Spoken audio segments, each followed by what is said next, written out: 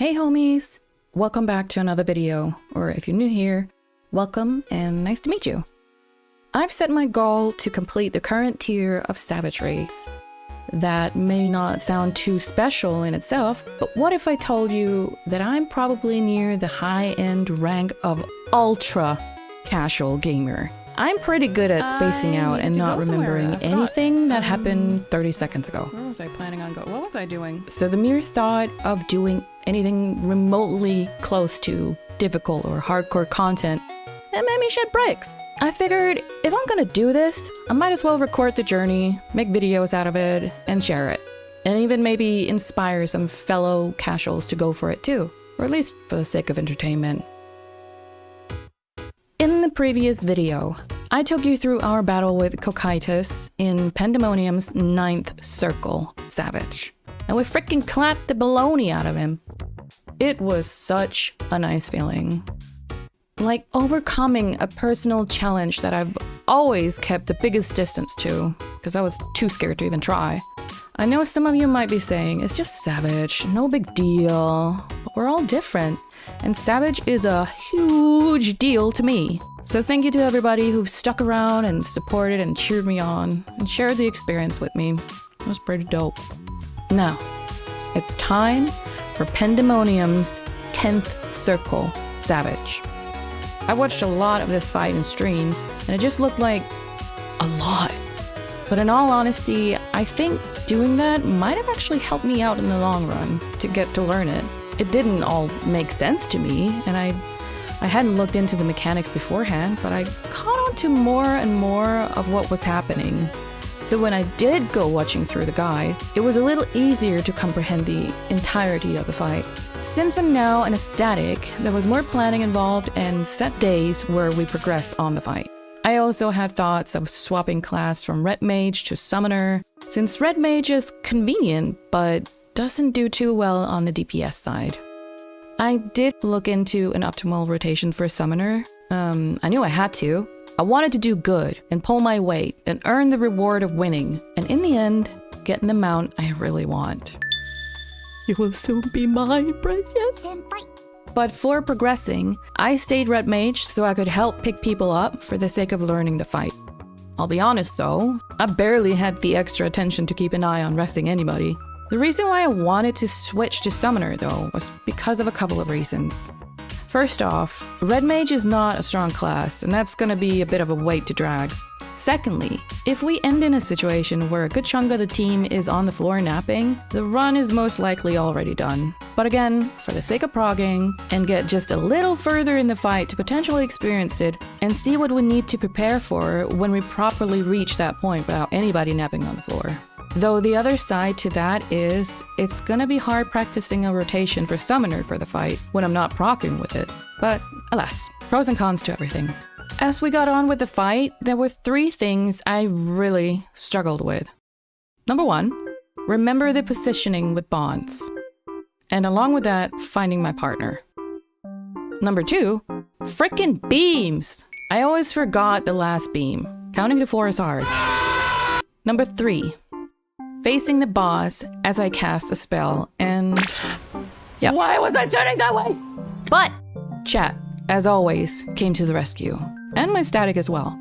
So to sort out reuniting with my partner problem, do what Lycan told me to do. Focus target. Put a big fat marker on my partner. That's smart. That definitely turned out to be super useful, so I can 100% recommend doing that, for sure. Do that. Another thing that I found useful with the positioning part is that when looking at the spreadsheet of the fight, only pay attention to your position. Ignore everybody else's, to begin with, at least. So if you're melee 2, ranged 1, whatever, only look at where you need to stand. A little bit more. Since I'm M2, I just noticed today when I look through it, I don't even really have to move. I just have to remember to stand here, actually. If I just need to remember here around, I think this is where G is placed anyway. The markers. And then look at here, and just all the way out. But pretty much the same position. It's just either I gotta move down, or I gotta stand on my spot. For me, that definitely made me realize that I barely had to move around at all. I just looked at the arena flooring and went like, oh, I basically just have to stand on that little tile when pairs and that little tile when solo. Because if you look at the whole arena, your brain automatically thinks it needs to remember where everybody's standing. Of course, it's not a bad thing to pay attention to, but if you're like me and information easily becomes noisy and hard to take in, grading it down to just paying attention to your role position, it could help. The beam part. A static member was super nice to shout it out for me, but messing that one up enough times for it to finally stick to my brain did the job. Cause when do we learn best? From the burn of our mistakes. Even though I don't like calling it mistakes or fails in general, but to make my point, I'll just call it that. And the last beam, there's no— oh!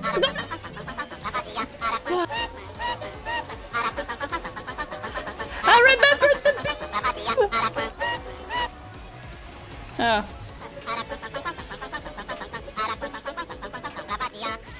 What? Oh, no, it follows me! Now, the facing the boss when spellcasting part was an interesting one. I did not know there was a setting to fix that, and that it was that easy.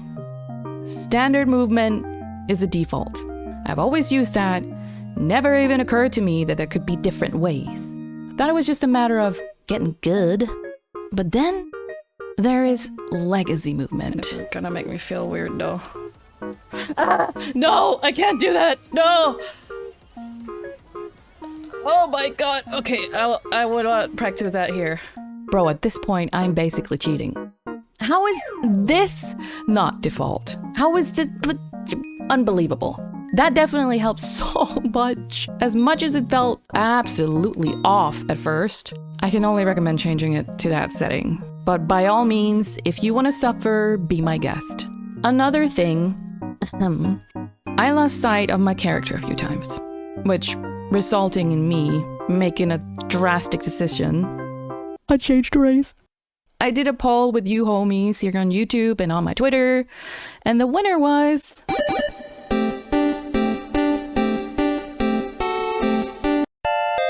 Aura. So no more Lala. For at least a day. I'm a freaking Lala all the way. Not being Lala felt so foreign and out of body kind of way, so don't worry, we're still Lala supremacy. Commence! But even with all those changes, we still couldn't make it past, or most times even to, the harrowing help. P10S slowly turned into P10SD. I was starting to get the feels of, maybe I'm not cut out for this. That's okay. I cleared one and that's cool. But this one, I'm just not good enough. Until... Okay. I mustn't disappoint. Lady Athena.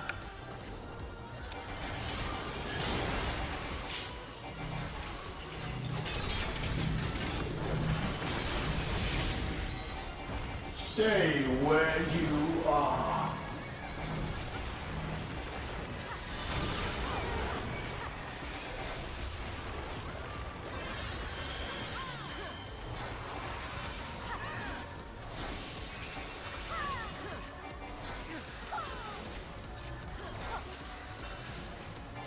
Your punishment shall be unending.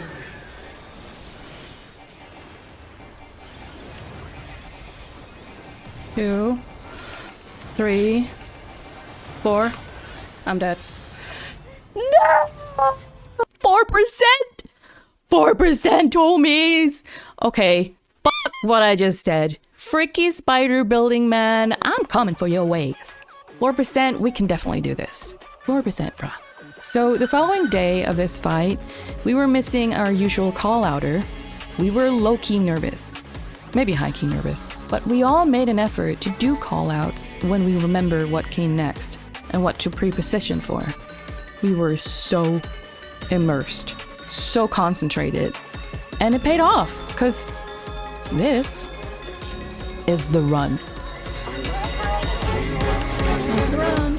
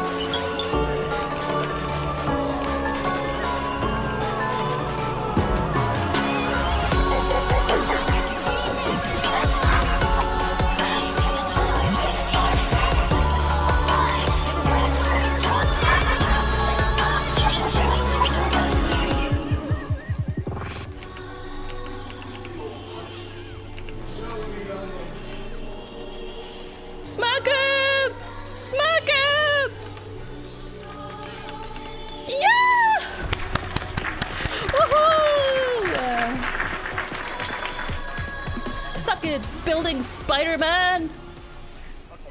Let's go! Suck it, that nasty spider building monster man thing, whatever the fuck you are. We got him! I can't believe it. So dope. One step closer to my mount, halfway even. And all of you guys cheering us on, you were bliss. Yes, I stream our runs live on twitch.tv/Malivey Wednesdays and Fridays. Woo-wee! So next up is Pandemonium 11th Circle, Femis Overlord. I'm coming for your ass too. Our next static theme of the month is colors. And at the end of the month, the Power Ranger team. Can't believe we got him. Crazy part is though, we gotta get him again next week. But I don't want to think about that right now. We beat him, that's all that matters. Alright, that's it for this video, homies. Thank you everybody for your support. I truly appreciate it. If you like the video, you know what they say. Like, subscribe, all the things, whatever you want to do. Till next video. Toodles!